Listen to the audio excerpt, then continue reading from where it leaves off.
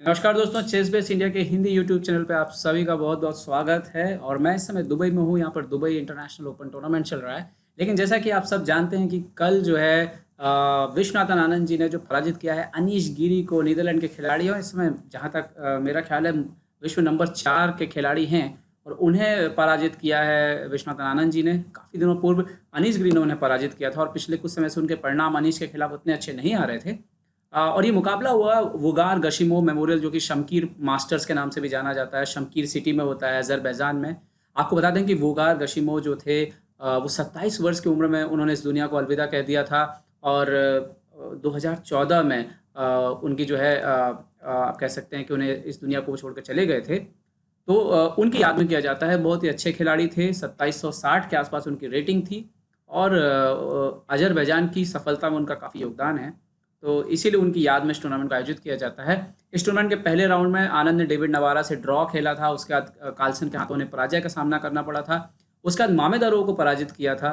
और फिर चौथे राउंड में डिंग लीरेन से ड्रॉ खेला आनंद ने। और उसके बाद अनीश गिरी को पराजित करते हुए आनंद जो है वो संयुक्त रूप से दूसरे स्थान पर पहुंच गए हैं। उम्मीद करिए और जरा सोचिए कि 50 वर्ष की तकरीबन आयु हो चुकी है उनकी, और उसके बावजूद वो विश्व के उन खिलाड़ियों को पराजित कर रहे हैं जो कि उनसे उम्र में आधे भी नहीं हैं। तो क्या क्षमताएं हैं उनकी। और वाकई विश्वनाथन आनंद जी को हम कह सकते हैं कि वो भारतीय शतरंज को उन्होंने जितना दिया है वो उसकी हम जो है तुलना भी नहीं कर सकते किसी के साथ। तो आइए देखते हैं ये गेम कैसे अनीश गिरी को पराजित किया। और काफ़ी सीखने वाला गेम है इस गेम में कि उनका अनुभव कितना ज़्यादा है और कैसे वो अननेसरली बोर्ड पर कुछ नहीं कर रहे हैं, लेकिन वो कैसे अपने क्लासिकल जो तरीका है उससे मैच को जीत रहे हैं। तो आगे बढ़ते हैं। कुछ राय लोपेज ओपनिंग में जो मुकाबला हुआ, और बिशप C5 C3 कैसलिंग। तो ये वेरिएशन जो है वो काफ़ी फेमस है। आप जानते हैं कि बर्लिन डिफेंस कहलाता है ये। और नाइट B D2 रुकी 8 कासल। तो हम जो है गेम के उस पहलू की तरफ बढ़ेंगे धीरे धीरे। तो सबसे पहले एक पहलू आता है A6 के बाद, जब बिशप इंटू C6, मतलब अपना जो सफ़ेद रंग का ऊँट है वो देने जा रहा है वाइट पर। क्यों देने जा रहा है? निश्चित तौर पर बदले में क्या मिल रहा है सफ़ेद को। जब हम ऊँट दे रहे हैं तो बदले में कुछ ना कुछ तो मिलना चाहिए। तो दरअसल यहाँ पे बदले में जो है आप जो देख सकते हैं कि पॉन जो है वो डबल हो गई है यहाँ पर। और अब यहाँ पे मैं आपको एक सिंपल जो है वो खाका यहाँ पर खींचते हैं हम किसी भी टूर्नामेंट का, किसी भी गेम का। तो हम यहाँ पर देख सकते हैं कि यहाँ पर जो क्वीन साइड पॉन है 4 पॉन हो चुकी हैं। तो यहाँ पर जबकि हमारे 3 पॉन है। तो अगर आप यहाँ पे ध्यान से देखें तो गेम जब अगर आगे बढ़ेगा तो क्वीन साइड और किंग साइड जो पॉन मेजॉरिटी है उसमें किस तरीके से आनंद ने इस खेल को लेकर के गए आनंद, वो हमें दिखेगा। तो आगे देखते हैं कुछ चालों में। नाइट C4, नाइट BD7, रुक E1। तो यहाँ पर आनंद अपने मोहरों को लगातार जो है वो बेहतर कर रहे थे। And bishop F8। Bishop F8 देखने में ऐसा लगता है कि थोड़ा डिफेंसिव मूव है, लेकिन जो भी बड़े प्लेयर हैं वो जानते हैं कि बिशप को जब पीछे के रैंक में रखा जाता है तो वो ज़्यादा स्ट्रांगली जो है डायगोनल्स को और स्क्वायर्स को कंट्रोल करता है। तो यहाँ पर डार्क स्क्वायर पे अच्छा खासा कंट्रोल। एंड D4 जो कि एक बहुत ही लॉजिकल मूव। और जैसे ही ED4 CD4 होता है तो अब अगर हम बोर्ड पर ध्यान दें, आप देख सकते हैं क्वीन साइड किंग साइड के मामले में, तो यहाँ पर 4 पॉन जरूर हैं और यहाँ पर सिर्फ 2 पॉन नज़र आती है, तीसरी पॉन इधर आ चुकी है। लेकिन कहीं ना कहीं आप बोर्ड के इस हिस्से में देखें तो अगर ये पॉन और ये पॉन आगे जाएंगी तो यहाँ से आपको फ्यूचर में जो है एक पास्ट पॉन देखने के लिए मिल सकती है। यही आप कह सकते हैं कि इस बात का फ़ायदा आनंद ने उठाया। लेकिन ऐसा नहीं है कि अनीश गिरी इस पोजीशन में माइनस है। अभी तो खेल बिल्कुल शुरुआती स्थिति में है और लगभग जो है आप कह सकते हैं कि बराबर है। और साथ ही साथ आप देख सकते हैं यहाँ पर 2 हैंगिंग पॉन हैं सेंटर पर। तो इस 2 जो हैंगिंग पॉन हैं यहाँ पर सेंटर पर, नाइट B6 खेला यहाँ पर अनीश गिरी ने, इन्होंने देखे कि ये 4 स्क्वायर को कंट्रोल में रखा है। तो जब हैंगिंग पॉन हो, निश्चित तौर पर हैंगिंग पॉन कभी कभी वीकनेस भी होती है, लेकिन यहाँ पर आनंद ने जिस तरह से अपने हैंगिंग पॉन को मैनेज रखा और उसकी वजह से आप देख सकते हैं कि जब सेंटर पूरी तरह से कंट्रोल में है वाइट के, तो यहाँ पर काले के जो मोहरों की पीसेस की आवाजाही है वो नहीं हो सकती है। मतलब कोई भी मोहरा इन स्क्वायर्स के थ्रू बोर्ड के किसी भी हिस्से में यहाँ से वहाँ नहीं हो सकता है। तो ये बहुत ही महत्वपूर्ण स्थिति है जब 2 पॉन हैंगिंग हो और सेंटर पर कंट्रोल करके रखी हो। लेकिन कई बार ये चीज़ वीकनेस भी हो जाती है, लेकिन यहाँ पर आनंद ने इसे बहुत ही अच्छे तरीके से मैनेज रखा। खेल आगे बढ़ा, नाइट B6 एक्सचेंज। और अब यहाँ पर स्थिति जो है धीरे धीरे और क्लियर होने लगी। लेकिन यहाँ पर अब सीधा सीधा जो सोच है वो निश्चित तौर पर आनंद जो है अपने अभी इस ऊँट को प्लेस करना चाहेंगे और अपने इस रुक को खेल में लाना चाहेंगे, क्वीन को प्लेस करेंगे। यही आने वाली कुछ चालों में आनंद को करना है। ओके, H3 बहुत ही इंपॉर्टेंट चाल है, क्यों इंपॉर्टेंट चाल है यहाँ पर H3? क्योंकि आपको ध्यान रखना है कि ये आपकी हैंगिंग पॉन है। तो जब आपके पास हैंगिंग पॉन है सेंटर में दो, तो उनको जो पीसेस कंट्रोल कर रहे हैं, जो सपोर्ट कर रहे हैं, जैसे ये, तो उनकी सिक्योरिटी बहुत ही इंपॉर्टेंट है, क्योंकि अगर आप ये सिक्योरिटी खो देंगे तो ये आपकी जो पॉन है वो और कमज़ोर हो जाएंगी। इसीलिए H3 यहाँ पर मल्टीपर्पज़ मूव है। निश्चित तौर पर आप एंड गेम में किसी भी तरह की बैक रैंक से फ्री हो जाते हैं, और H3 ने क्या किया, नाइट को प्रोटेक्ट करते हुए ना सिर्फ नाइट को प्रोटेक्ट किया बल्कि D4 के खाने को भी प्रोटेक्ट कर दिया, जो कि हैंगिंग पॉन है क्योंकि आपकी, तो बहुत ज़रूरी है। ओके, यहाँ पर B5 किया। निश्चित तौर पर शायद उनके मन में काफ़ी सारी बातें होंगी कि कहीं ना कहीं से आप इन पॉनों को लिमिट करना चाहते हैं। A4 वगैरह कभी नहीं आ पाए, A4 A5 का चांस जो है वो ख़त्म हो जाए, और साथ ही साथ क्वीन के लिए कभी रास्ता निकलेगा। बट यही आप देखेंगे कि आगे जो खाने हैं वो कैसे मुसीबत का कारण बने अनीश गिरी के लिए। बिशप F4, बिशप E6, रुक E3 निश्चित तौर पर थर्ड रैंक को डिफेंस करते हुए एक चाल है, और कभी ना कभी रुक जब डबल होंगे तो उसके लिए भी जो है हेल्पफुल हो सकती है। और यहाँ पर F6 किया, तो F6 एक प्रकार से E5 को डिस्करेज करने की कोशिश है कि E5 जो है अगर आप आएँ, या आप E4 D5 कुछ भी करेंगे तो आपको एक आइसोलेटेड पॉन लेनी पड़ेगी, और फिलहाल तो D5 संभव ही नहीं है। तो इसी बात को ध्यान में रखते हुए इस तरह की चालें जो है अनीश ने करी, जो कि एक आप कह सकते हैं कि एक स्टैंडर्ड तरीका है कि जब भी सामने वाले के पास हैंगिंग पॉन हो तो आप उसके जो अगले दो स्क्वायर हैं उस पर नियंत्रण बनाने की कोशिश करें, प्रेशर डालने की कोशिश करें, ताकि वो पॉन जो है वो और कमज़ोर नज़र आएँ। ओके, यहाँ पर B3 किया, क्वीन D7, क्वीन C2 खेला।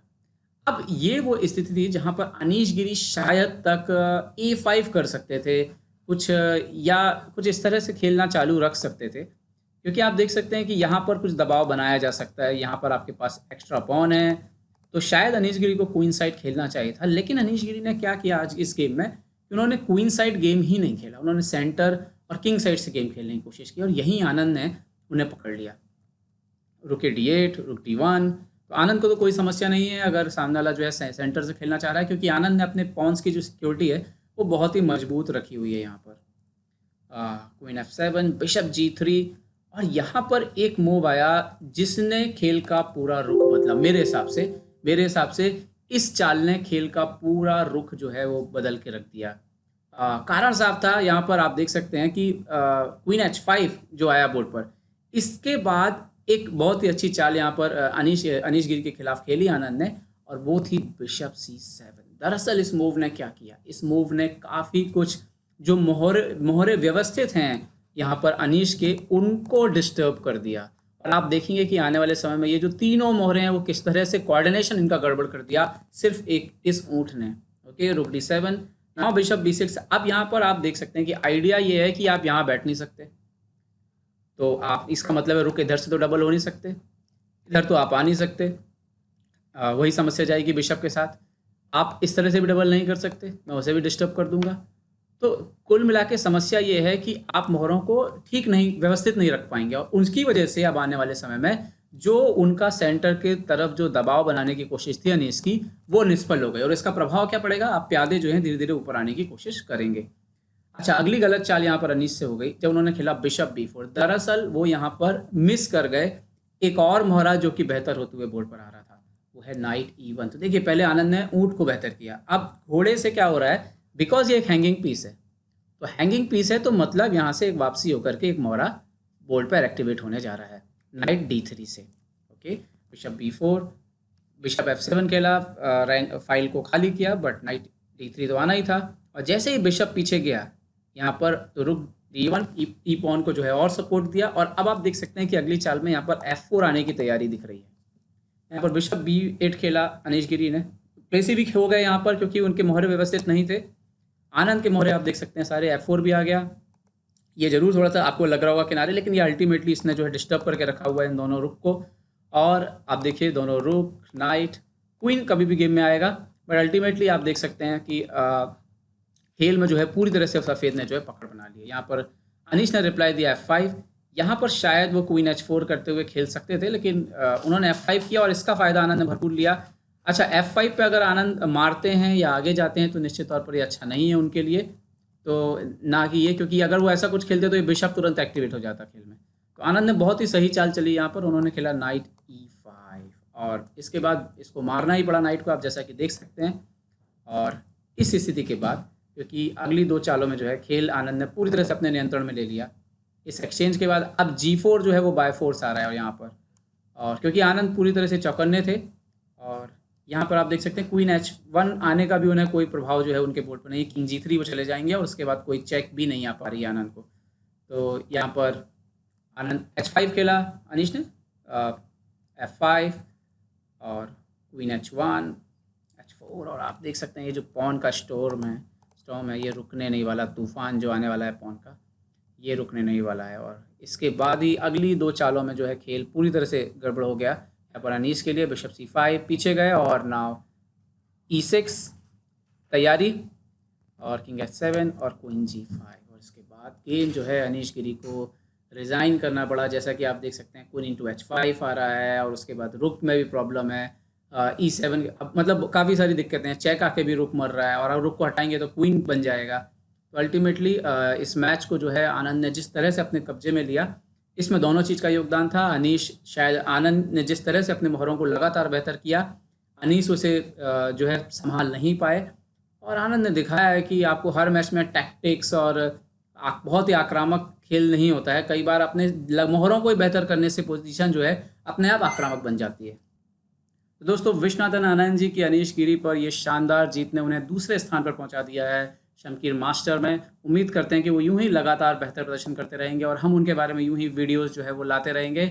आप सभी को बहुत बहुत धन्यवाद हमें समय देने के लिए। तो फिर मिलेंगे चेस बेस इंडिया के लिए। मैं निखिलेश जैन, जय हिंद।